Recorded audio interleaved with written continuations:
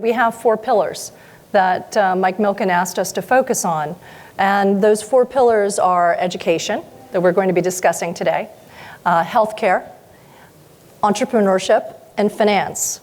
And one of the things that concerned me was that we weren't talking about the underlying things that allow all of these things to work for people so that they can, in fact, achieve the American dream. And those things are equality, democracy, freedom, and rule of law. And so tonight, as we have this discussion around education, I think that it's important to start out and be grateful and be mindful of the great foundation on which we're building, and that none of the American dream or anyone's dream anywhere is available without the foundation that our founders laid for us. So first of all, because we're the Center for Advancing the American Dream, I want to ask you, Ian, do you think that the pathways that you traveled to your successes, including Harvard Business School and beyond, is that still available to students in America today? Do you feel that pathway is still open? So one of the things working with young people today is that I do feel that there is this kind of overwhelming sense, particularly in the United States these days, there's a sense almost of defeatism of just, we as a country, the American dream is not as accessible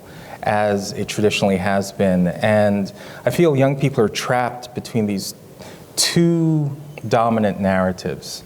The first narrative I'll call blame the system, which is this idea that America is this permanently oppressive nation. And then the other side, it's what I call blame the victim, which is almost the corollary. You live in the United States of America. This is the greatest country in the world, and if you're not successful, that must mean it's your fault, right? You have some pathology. You didn't pull yourself up by the bootstraps.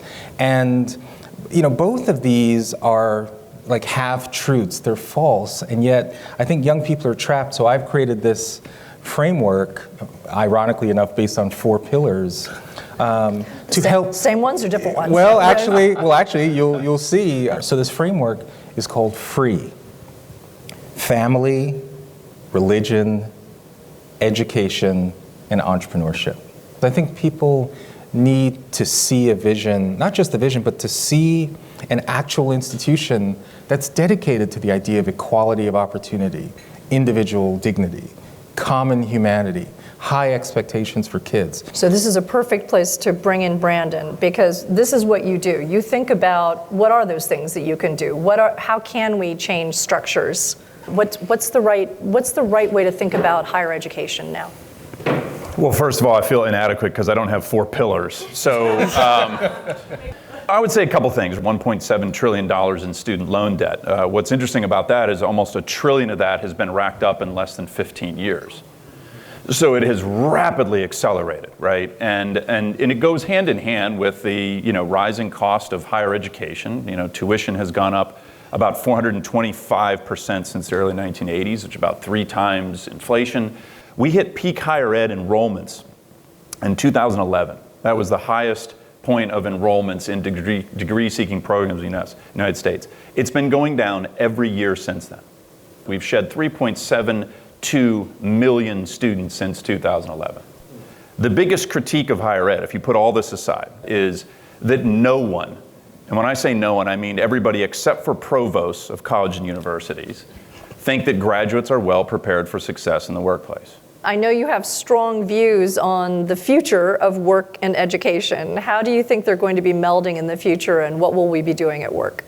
I think what we're looking at right now is a merger of learning and work. And what do I mean by that? There will be a question that we will all ask ourselves 10, 15 years from now that will be difficult to answer, and that is this a school or is this a workplace? There is going to be constant education, training, skilling in all forms. There's a lot of talk about the 4-day work week. You know what I think is going to happen? We're going to have a 4-day work week, and Fridays are going to be for education and training. That's where this is headed. Thank you all for coming to listen to what I hope was a really exciting discussion. Thank you. Yeah.